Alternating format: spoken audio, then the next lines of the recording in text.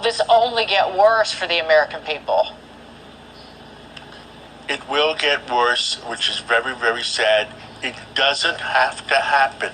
As I said before last week, I said it last week, a recession does not have to happen. Well, the obsession that President Biden has with not turning on the spigots in North America, in Canada, Alaska, and let America, North America, we have 100 years worth of oil. Let them open up the spigots, and the price of crude oil will come back down to... First, let's see what the leader of the free world has been up to lately.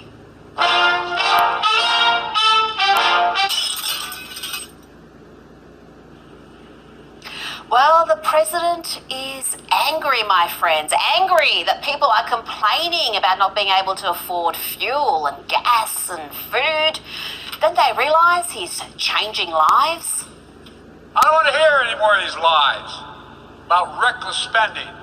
We're changing people's lives.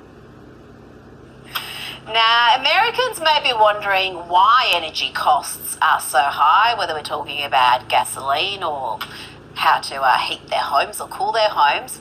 And Biden is very keen to blame what he calls the Putin tax. But what is happening is precisely what he said would happen if he became president.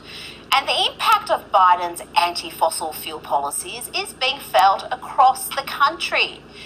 But to be fair to President Biden, he was honest during the election campaign. He said he would back these green policies even if they caused considerable pain. 3 consecutive American presidents have enjoyed stints of explosive economic growth due to a boom in oil and natural gas production. As president, would you be willing to sacrifice some of that growth, even knowing potentially that it could displace thousands, maybe hundreds of thousands of blue-collar workers in the interest of transitioning to that greener economy? The answer is yes. That's $7.29 a gallon for a small car with a 12-gallon tank. It would cost you $87 to fill it all the way up. Number one, no more subsidies for fossil fuel industry. No more drilling on federal lands. No more drilling, including offshore. No ability for the oil industry to continue to drill, period. Ends. Gas prices are so high, the Isabella County Sheriff's Office here says they've actually blown through their fuel budget already, so they will respond to some non-emergency calls by phone. I've never seen anything like Putin's tax on both food and gas. Not so much a Putin tax as a Biden tax, and the Biden administration still hasn't learnt anything. Listen to its climate czar, John Kerry, say they don't need to drill for more gas and oil. And energy security worry is driving a lot of the thoughts now about, oh, we need more drilling of gas, we need more drilling of this, we need to go back to coal. No, we don't. We absolutely don't. And we have to prevent a false narrative from entering into this, or, again, pun intended, we are cooked. It's worth remembering that not too long ago, America was a net energy exporter. But if you vote for mad green policies, you get mad green policies. Somebody is on a path to try to destruct America.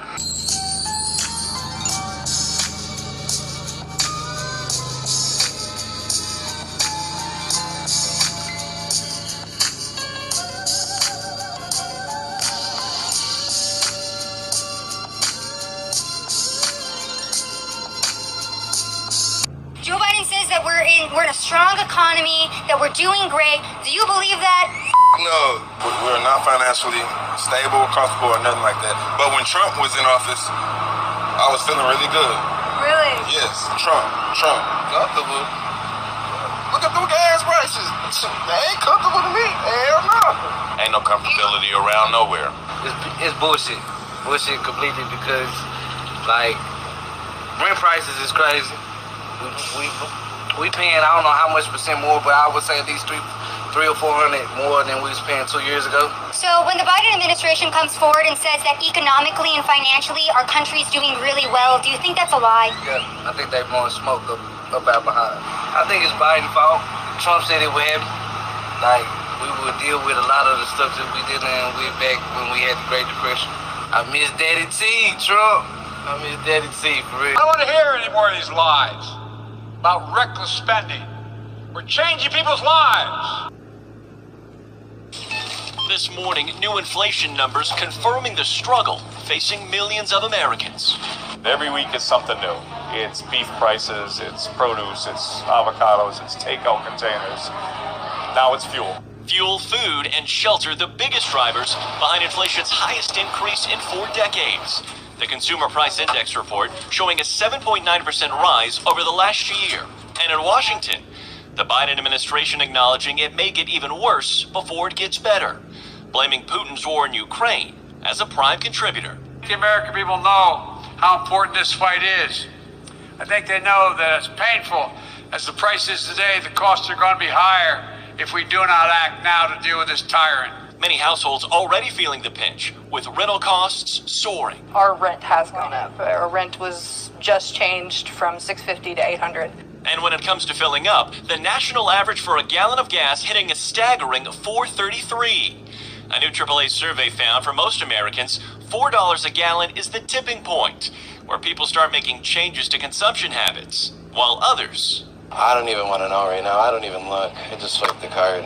Grocery staples nearly all on a steady rise. A gallon of milk up 50 cents, a dozen eggs up 40 cents, and bacon spiking more than $1.30 over the last year. At Dallas's Beyond the Butcher, every little bit extra adding up. Beef and pork?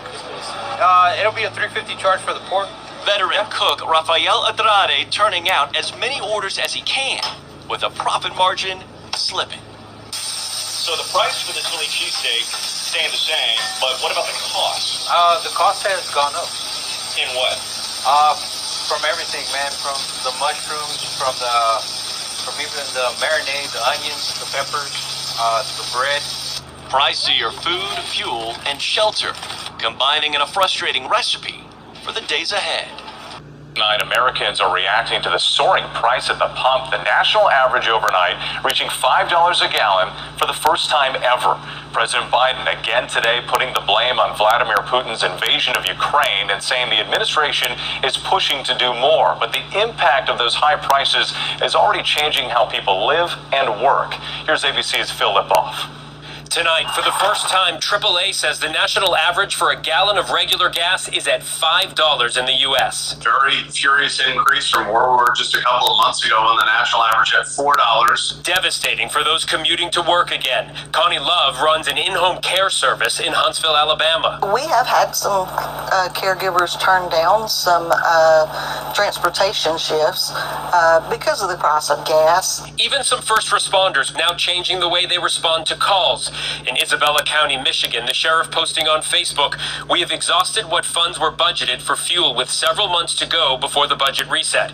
I have instructed the deputies to attempt to manage whatever calls are acceptable over the phone." He goes on to say deputies will continue to provide patrol to all areas of the county. They will respond to those calls that need to be managed in person. That post has since been deleted. We reached out to the department to find out why, but haven't heard back. All of this as experts expect gas prices to continue to rise. All of this as experts expect gas prices to continue to rise. Oh my goodness, this prices just turned me up. Everything is going up except our paychecks. The nationwide average of a dozen eggs, up $1.20 from May of last year. Coffee, also up $1.30. And a half gallon of ice cream costs 70 cents more. Today, President Biden acknowledging the strain gas prices are putting on Americans, but once again, pointing the finger at Vladimir Putin. It's outrageous what the war in Ukraine is costing. And we're trying very hard. We've got 240,000 barrels of well coming out from other nations. I don't want to hear any more of these lies about reckless spending. We're changing people's lives.